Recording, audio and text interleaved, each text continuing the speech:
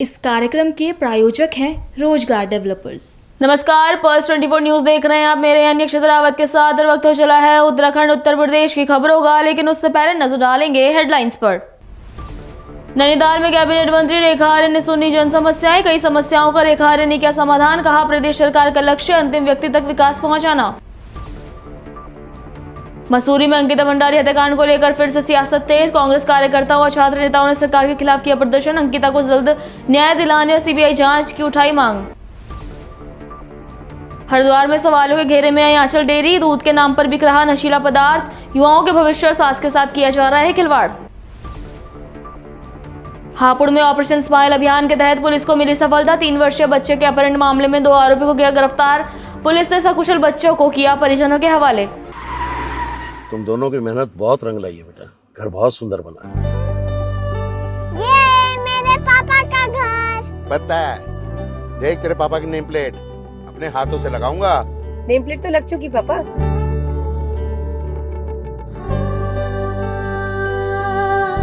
असल मेहनत तो आपने की है पापा, मुझे इस काबिल बनाने के लिए। वो जिंदगी भर किराए के मकान में रहे, लेकिन तो आज ये घर मेरा नहीं, ये है मेरे पापा का घर।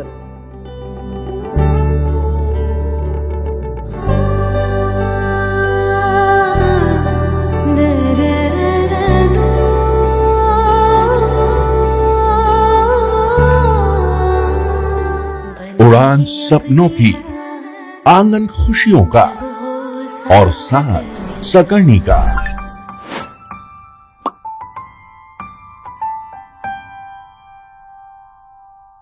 साठ वर्षों से आपके साथ मनोरंजन और संस्कार का संगम, जानवी मैगजीन। चलिए अब देखते हैं खबरें विस्तार से। उत्तराखंड के नैनीताल में कैबिनेट मंत्री रेखा आर्य ने जनपद के रातीघाट स्थित राजकीय इंटर कॉलेज में जन समस्याओं की सुनवाई की। इस दौरान मंत्री ने मौके से ही अधिकारियों को फोन पर कई समस्याओं का त्वरित निस्तारण करवाया। मंत्री ने कहा कि प्रदेश सरकार का लक्ष्य अंतिम व्यक्ति तक विकास पहुंचाना है। कार्यक्रम में विधायक नैनीताल सरिता आर्य, भाजपा जिला अध्यक्ष प्रताप बिष्ट सहित भाजपा के कई पदाधिकारी और बड़ी संख्या में स्थानीय लोग भी मौजूद रहे। नैनीताल जनपद के रातीघाट में आयोजित जन समस्या समाधान कार्यक्रम में कैबिनेट मंत्री रेखा आर्य ने ग्रामीणों की समस्याएं सुनी। लोगों ने सड़क, पेयजल, स्कूल की मरम्मत और राशन कार्ड से जुड़ी समस्याएं मंत्री के सामने रखी, जिस पर कैबिनेट मंत्री ने मौके से ही संबंधित विभागीय अधिकारियों को फोन कर समस्याओं के निस्तारण के निर्देश दिए। सरकार का संकल्प है कि अपने प्रदेश के कोने कोने में भी यदि हमारा कोई भी निवासरत हमारा उत्तराखंडी भाई बहन है, उसके साथ में उसकी जो मूलभूत आवश्यकताएं हैं और जो राज्य सरकार द्वारा जो विकास कार्य करे जा रहे हैं, तो कोई भी गांव, कोई भी व्यक्ति किसी भी विकास से वो वंचित ना हो। तो इस प्रकार की भावना के साथ में जो है आज न्याय पंचायत स्तर पर पूरे प्रदेश भर में कैंप लग रहे हैं और आज मुझे भी इस कैंप में जन जन की सरकार, जन जन के द्वार कार्यक्रम में प्रतिभाग करने का मुझे अवसर मिला। मैं मानती हूं कि जो विषय यहाँ पर आज आए हैं, कुछ सड़कों का विषय है, कुछ पेयजल का विषय है, कहीं पे फॉरेस्ट का विषय है, कहीं पर जंगली जानवरों का विषय है, उस पर संबंधित विभाग के अधिकारियों को दिशा निर्देश दिए भी हैं और समयबद्ध तरीके से उसका निस्तारण और समाधान जो डायरेक्शन आज दिए हैं उसको समयबद्ध तरीके से करने के भी जो है वो सख्ताई के साथ अनुपालन करने के भी निर्देश दिए हैं और यदि न किए जाने के उपरांत में उन पर कार्रवाई की जाएगी, ये भी स्पष्ट बता दिया गया है। तो मैं समझती हूँ कि आज की जो ये न्याय पंचायत की जो ये बैठक रही है जन जन के द्वारा जन जन की सरकार, इसमें मैं समझती हूँ कि बहुत ही सार्थक रूप से जो है लोगों के द्वारा प्रतिभाग भी हुआ और लोगों के समस्याओं का निस्तारण भी हुआ। मसूरी में अंकिता भंडारी हत्याकांड को लेकर प्रदेश की सियासत एक बार फिर से गर्मा गई है। मसूरी में कांग्रेस कार्यकर्ताओं और छात्र नेताओं ने भाजपा सरकार के खिलाफ जोरदार प्रदर्शन किया। पिक्चर पैलेस चौक से ग्रीन चौक तक विरोध रैली निकालकर अंकिता को जल्द न्याय दिलवाने की सीबीआई जांच की मांग उठाई गई। प्रदर्शनकारियों ने वीआईपी आरोपियों को बचाने का आरोप लगाते हुए 15 से 20 दिनों के भीतर सीबीआई जांच की घोषणा न होने पर आंदोलन को और उग्र करने की चेतावनी दी है। उन्होंने सचिवालय और मुख्यमंत्री आवास घेराव तक की बात कही है। मसूरी में कांग्रेस कार्यकर्ताओं और छात्र नेताओं का जोरदार प्रदर्शन छात्र संघ अध्यक्ष प्रवेश राणा के नेतृत्व में हुआ। पिक्चर पैलेस चौक से ग्रीन चौक तक निकाली गई विरोध रैली में प्रदेश सरकार के खिलाफ जमकर नारेबाजी की गई और अंकिता भंडारी को शीघ्र न्याय दिलाने की मांग उठी। कांग्रेस नेता सुशांत बोहरा, मेघ सिंह कंडारी, राजीव रावत, महेश चंद ने भाजपा सरकार पर गंभीर आरोप लगाए। कांग्रेस नेताओं ने कहा कि प्रदेश में भाजपा सरकार महिलाओं के साथ अत्याचार करने वालों और अपराधियों को संरक्षण दे रही है। उन्होंने आरोप लगाया कि अंकिता भंडारी हत्याकांड से जुड़े प्रभावशाली लोगों की भूमिका लगातार सामने आ रही है, लेकिन सरकार अभी भी ठोस कार्रवाई से बच रही है। जिस तरीके से आप देख सकते हैं कि मसूरी की पूरा युवा शक्ति और कांग्रेस पार्टी, हमारे समर्थक हमारे साथ, युवा शक्ति पूरे सड़कों पर है। आप सभी को ज्ञात है कि लगभग 3 साल पहले अंकिता बहन के साथ ही हत्याकांड हुआ। उस समय तो भारतीय जनता पार्टी बोलती थी कि हमारे पास कोई छुट्टा सबूत नहीं है। अगले दिन उन्होंने अपना रिजॉर्ट तोड़वा दिया। आज जब 3 साल बाद उनके पूर्व सांसद की धर्मपत्नी खुद से बताती है कि मेरे पति इसमें विलुप्त है, मेरे पति इसमें, मुख्यमंत्री जी इसमें, तो आज वो सीबीआई जांच क्यों नहीं करते हैं? मैं छात्र संघ अध्यक्ष होने के नाते, मुख्यमंत्री धाकड़ धामी, आप अपने आप को धाकड़ बताते हो, तो अगर आप धाकड़ हो तो इस मामले की सीबीआई जांच करो। मैं आपको 15 से 20 दिन का टाइम देता हूं, नहीं तो मसूरी के अंदर उग्र आंदोलन होगा और आखिरी में अगर कुछ भी नहीं हुआ तो मुख्यमंत्री आवास का घेराव करेंगे। प्रदेश में अंकिता भंडारी को लेकर आंदोलन किए जा रहे हैं, लेकिन प्रदेश में जो सरकार है वो बिल्कुल मौन बैठी है। अब जैसे कि आप देख रहे हैं कि इसमें वीआईपी के नाम भी सामने आ गए हैं, फिर भी सरकार किसी तरह का कदम उठाने का कार्य नहीं कर रही है। पूरे प्रदेश में कांग्रेस विरोध कर रही है, कांग्रेस या अन्य दल हो या अंकिता के परिवार वाले लोग हो, पर इस पे सरकार बिल्कुल मौन बैठी है। सरकार क्या चाह रही है, किसको बचाना चाह रही है, कुछ समझ नहीं आ रहा है। आंदोलन लगातार जारी रहेगा? आंदोलन जब तक अंकिता भंडारी को न्याय नहीं मिलता तब तक आंदोलन बिल्कुल जारी रहेगा। और हम रोज, अभी तो हमने पुतला दहन किया है और आने वाले टाइम पे हम चक्का जाम भी करेंगे। देखिए, जिस प्रकार से आपके अभी प्रकरण सामने आया है कि दोबारा से जो गट्टू बट्टू के नाम सामने आए हैं, और इसमें अभी तक सबसे बड़ा अफसोस हम लोगों को ये है, आपके आम जनता को ये है, अंकिता के आम परिवार को ये है कि अभी तक सरकार की तरफ से कोई प्रतिक्रिया नहीं आई है। सरकार क्यों चुप है, किसको बचा रही है, ये हमको बताना पड़ेगा। तभी आज जो पब्लिक है उत्तराखंड की, जो आपकी आवाज उठ रही है कि उससे न्याय की, वो इसलिए उठ रही है ज्यादा कि भाई सरकार क्यों चुप है। सरकार को अभी तक आगे आना चाहिए था, बयान देना चाहिए था, आपको उन पर कार्रवाई करनी चाहिए थी। जिनके नाम इसमें आए हैं उन पर उनकी जांच करनी चाहिए थी। और अब तो ये मांग उठ चुकी कि सभी सीबीआई जांच की मांग कर रहे हैं, और हम लोग सभी जितने भी उत्तराखंड के वासी हैं सीबीआई जांच की मांग करते हैं और अंकिता भंडारी को न्याय दिलाने की मांग करते हैं।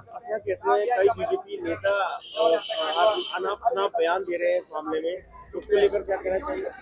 देखिए, बीजेपी का आज से नहीं, बीजेपी हमेशा झूठ कहती आई है, हमेशा हमको बचाती आई है। आज आप उन्नाव का केस देखेंगे, आज जो मुजरिम था वो बरी हो चुका है, और उसकी लड़की ये बोल रही है कि वो जब लेडी थी वो हमसे बयान बदले। मतलब आप सोचिए, रेपिस्ट के ऊपर ये लगा कि 18 साल से ऊपर की थी। ये बीजेपी के जो लोग हैं ये कभी भी सच का सामना नहीं करना चाहते हैं, ये झूठ की राजनीति करना चाहते हैं। और आज जिस गट्टू बट्टू को बचा रहे हैं, हम एक ऐसा आंदोलन आपके करेंगे, छात्र हो चाहे वो कोई भी, हमारे जितने भी आपके उत्तराखंड के वासी वो आंदोलन करना चाह रहे हैं, और वो गट्टू बट्टू को जेल में डालकर ही रहेंगे। आंदोलन नहीं रुकने वाला है, आंदोलन लगातार चलता रहेगा। अगर इन्होंने सीबीआई जांच नहीं करवाई, इसमें आदेश नहीं हो जल्द से जल्द, तो हम आपके विधानसभा कुछ भी करेंगे, मुख्यमंत्री आवास कुछ भी करेंगे। देखिए, आज उत्तराखंड के लिए बड़ा शर्मनाक समय चल रहा है, जहां माँ बहनों का बलात्कार हो रहा है, हत्याएं हो रही है, और इतनी निर्लज सरकार, बेशरम सरकार इस प्रदेश में बैठी हुई है कि ये सीबीआई जांच कराने को, जबकि सारे प्रकरण सामने आ चुके हैं, गट्टू का नाम सामने आ चुका है, भट्टू का नाम सामने आ चुका है, बावजूद उसके ये एक निष्पक्ष जांच कराने को भी तैयार नहीं है। तो ये सरकार को तत्काल, जिन्हें धाकड़ धामी कहते हैं, इन्हें तत्काल इस्तीफा दे देना चाहिए।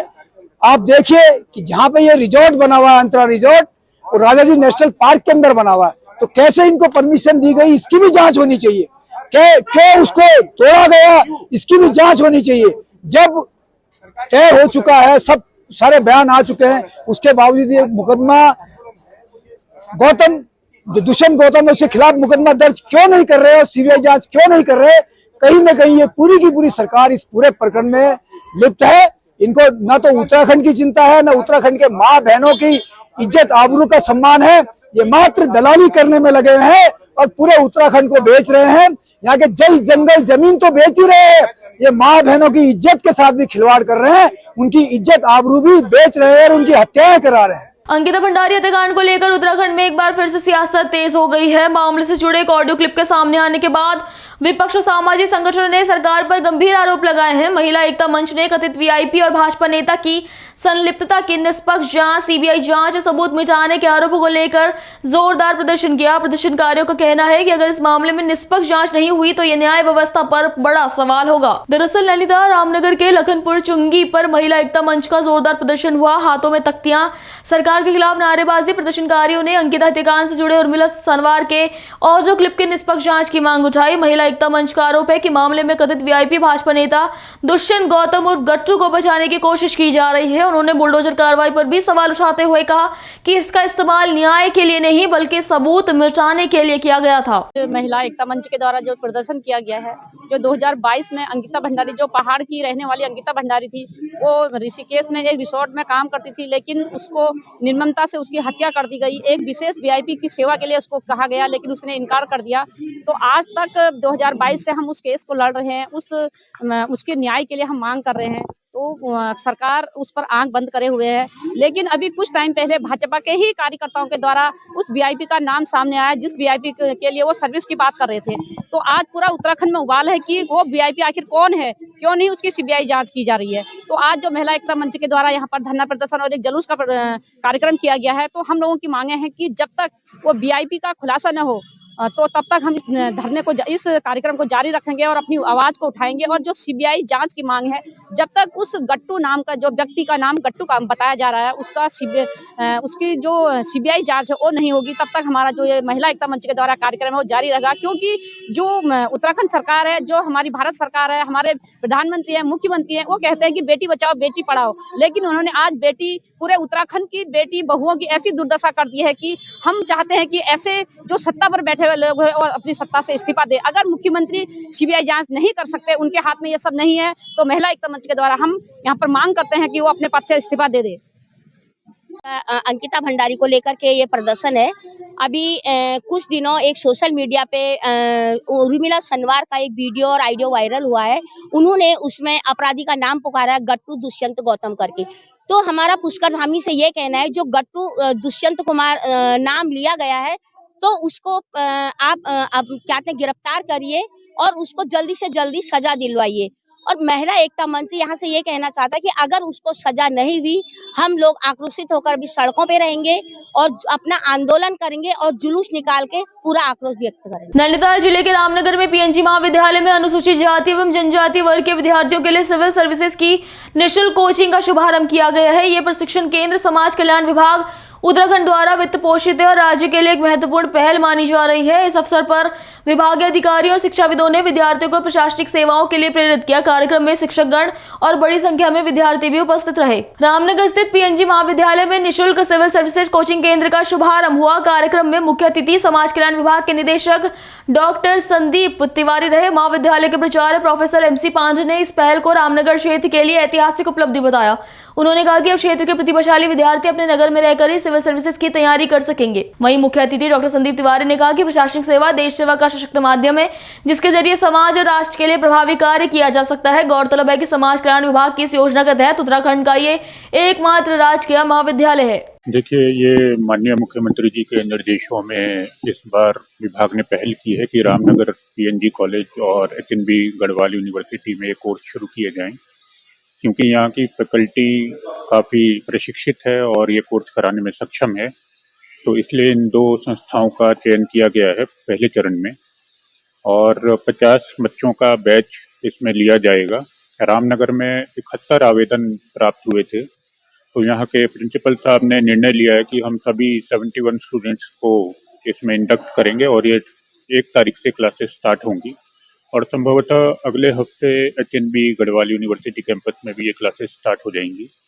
तो विभाग का उद्देश्य है कि जो बच्चे जिनको संसाधन प्राप्त नहीं हो रहे हैं या जिनकी वार्षिक आय 2 लाख से कम है, उनको हमने इसमें चयनित किया है और आशा करते हैं कि ये कोर्स इनको काफ़ी लाभान्वित करेगा और फायदेमंद रहेगा। अगली खबर हरिद्वार से है। हरिद्वार में नर्सिंग कॉलेज के पास संचालित एक आंचल डेयरी अब सवालों के घेरे में है। दूध और दुग्ध उत्पाद बेचने के नाम पर चल रही इस डेयरी में दूध की जगह गुटखा, बीड़ी, सिगरेट और अन्य नशीले पदार्थों का खुलेआम कारोबार किए जाने का मामला सामने आया है। बताया जा रहा है कि दुकान कॉलेज परिसर से महज कुछ ही दूरी पर स्थित है, जहां रोजाना सैकड़ों छात्र छात्राओं का आना जाना रहता है। ऐसे संवेदनशील क्षेत्र में नशे का सामान बिकना न केवल नियमों का उल्लंघन है बल्कि युवाओं के भविष्य के साथ भी खिलवाड़ है। स्थानीय लोगों का कहना है कि कॉलेज के बगल में इस तरह का व्यापार छात्र को गलत दिशा में ले जाने का बड़ा कारण बन सकता है, लेकिन इसके बावजूद अब तक कोई भी ठोस कार्रवाई नहीं की गई है। उत्तरकाशी के आपदा प्रभावित धराली गांव की मानसी पवार जनपद की पहली महिला रिवर राफ्टिंग प्रशिक्षक के रूप में एक नया आयाम स्थापित कर रही हैं।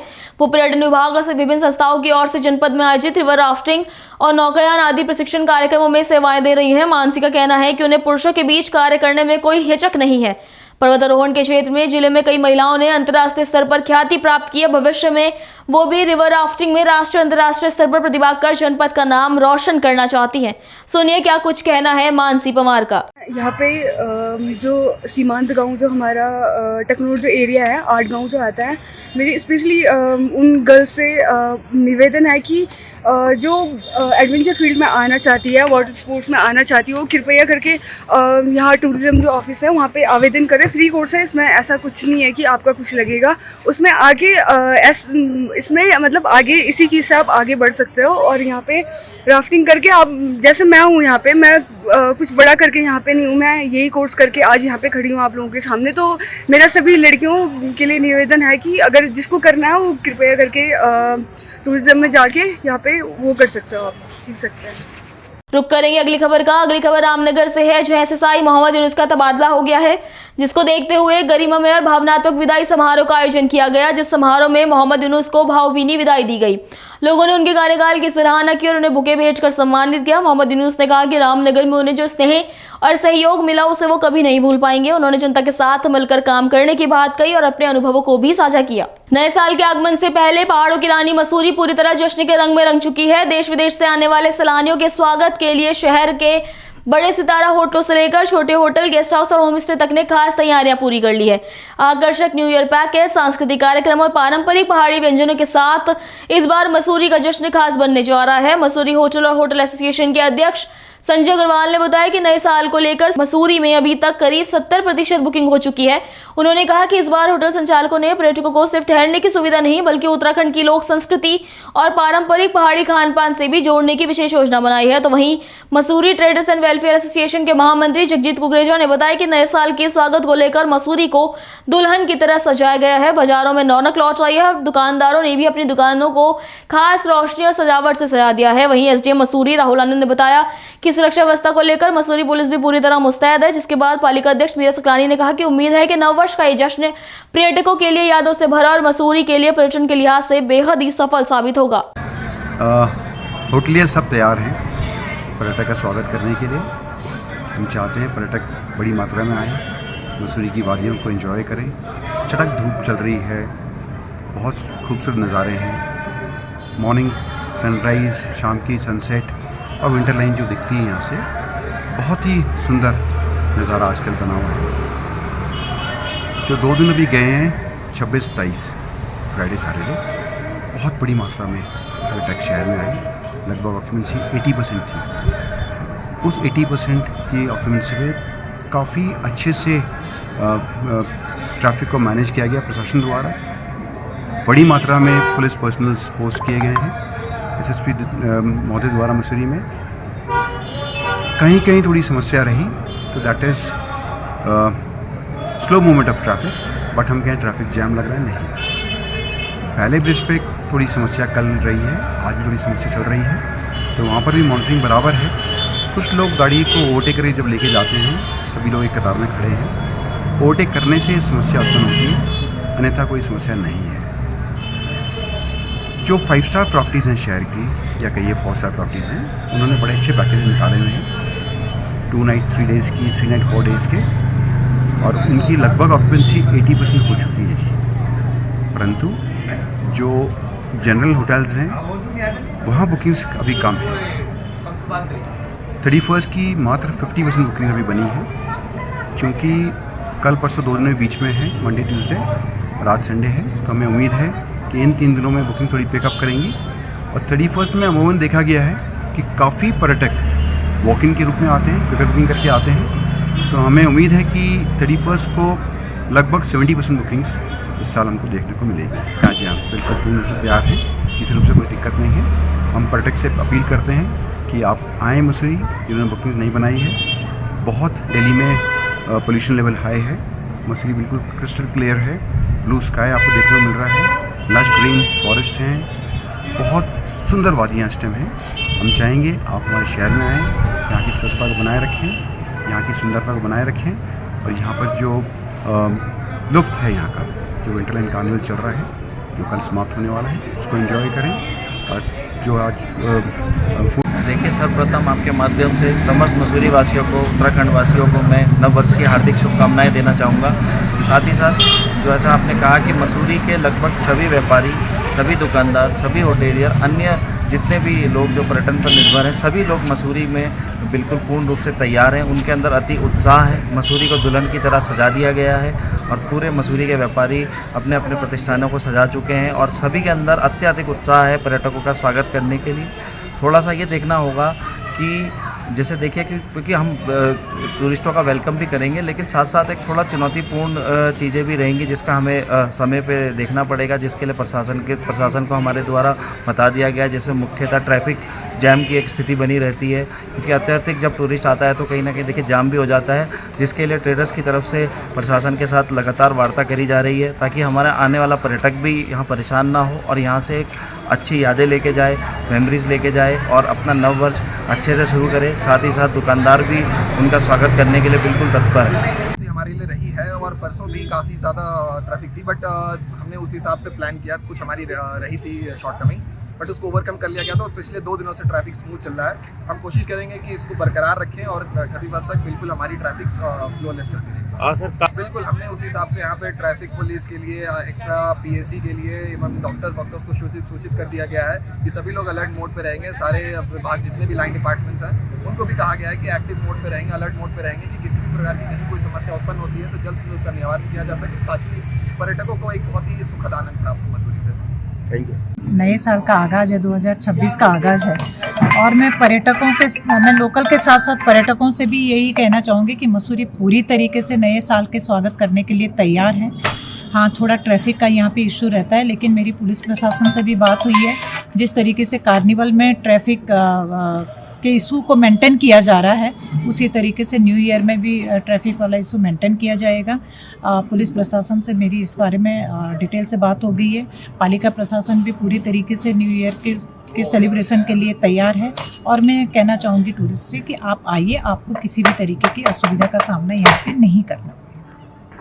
रामनगर क्षेत्र में लगातार बढ़ रही ठंड को देखते हुए ग्राम प्रधान आमजन की सुविधा के लिए सक्रिय नजर आ रहे हैं। राहगीरों और यात्रियों को ठंड से राहत दिलाने के उद्देश्य से ग्राम सभा के विभिन्न स्थानों में अलाव जलाने की व्यवस्था शुरू कर दी गई है। ग्राम पूषरी प्रधान हजन नरगिस की ओर से की गई इस पहल के बारे में प्रधानपति हाजी शकील अहमद ने बताया कि बीते कुछ दिनों से ठंड में लगातार इजाफा हो रहा है। ऐसे में ग्राम सभा के प्रमुख स्थानों पर अलाव जलाए जा रहे हैं। इससे सुबह शाम आने वाले राहगीरों, मजदूरों और यात्रियों को ठंड से काफी राहत मिल रही है। ग्राम प्रधान हजन नरगिस जी के द्वारा क्षेत्र में जो है 10 अलग अलग चौराहों पर जो है अलाव की व्यवस्था की गई है। 2 दिन से ठंड काफ़ी बढ़ गई है। ये पूछड़ी ग्राम प्रधान हजन नरगिस जी द्वारा अपने सौजन्य से अलाव की व्यवस्था की गई है। नए साल को देखते हुए आगरा ACP हरिपर्वत अक्षर संजय महाजी ने बस अड्डा, ट्रांसपोर्ट नगर और सुरक्षा की दृष्टि से डॉग स्क्वाड के साथ सघन चेकिंग की। साथ ही अपने अधीनस्थों को सुरक्षा से संबंधित उचित दिशा निर्देश भी जारी किए। सर, आप आज यहाँ आए ISBT पर क्या है? आगामी जो नववर्ष है उसके उपलक्ष्य में श्रीमान पुलिस आयुक्त महोदय, श्रीमान DCP सिटी महोदय के निर्देशन में सभी वाहनों की चेकिंग जगह जगह पे हरिपर्वत क्षेत्र में होगी रहेगी। अथवा ये जो ISBT का जो क्षेत्र है, ISBT में बहुत सारी बसें भी यहाँ पे बहुत सारे जनसंख्या का आना जाना रहता है। इसी क्रम में हमने यहाँ पे आज बॉम्ब स्क्वाड टीम से पूरी यहाँ की सही चेकिंग कराई है और यहाँ पे जो भी संदिग्ध व्यक्ति पाए हैं उनकी बैग्स भी हमने चेक करी है। ये जो सघन चेकिंग का अभियान है ये हमारा पूरा चलता रहेगा और ये शहर की सुरक्षा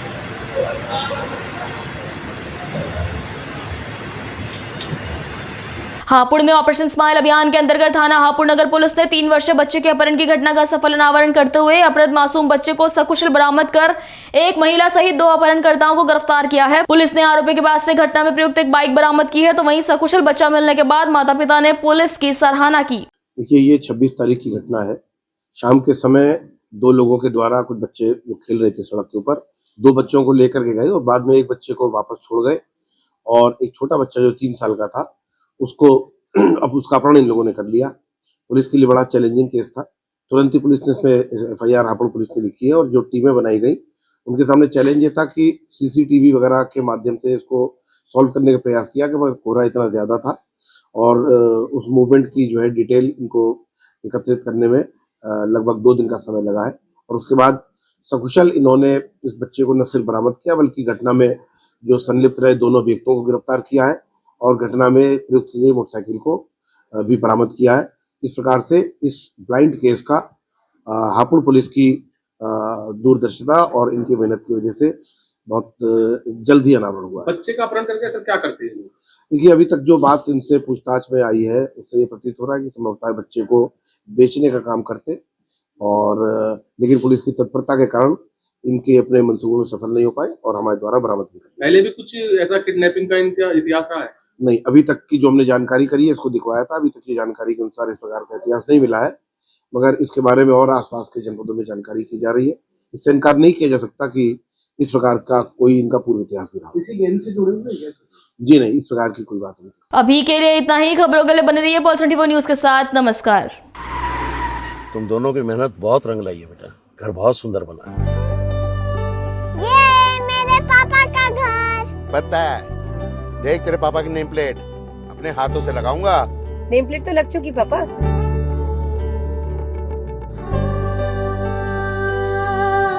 असल मेहनत तो आपने किया पापा, मुझे इस काबिल बनाने के लिए। वो जिंदगी भर किराए के मकान में रहे, लेकिन तो आज ये घर मेरा नहीं, ये है मेरे पापा का घर।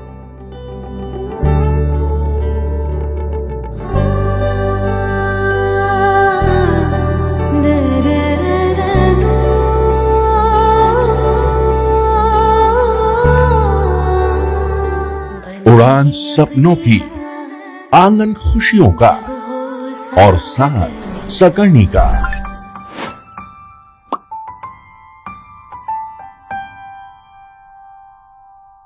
60 वर्षों से आपके साथ मनोरंजन और संस्कार का संगम, जाह्नवी मैगजीन।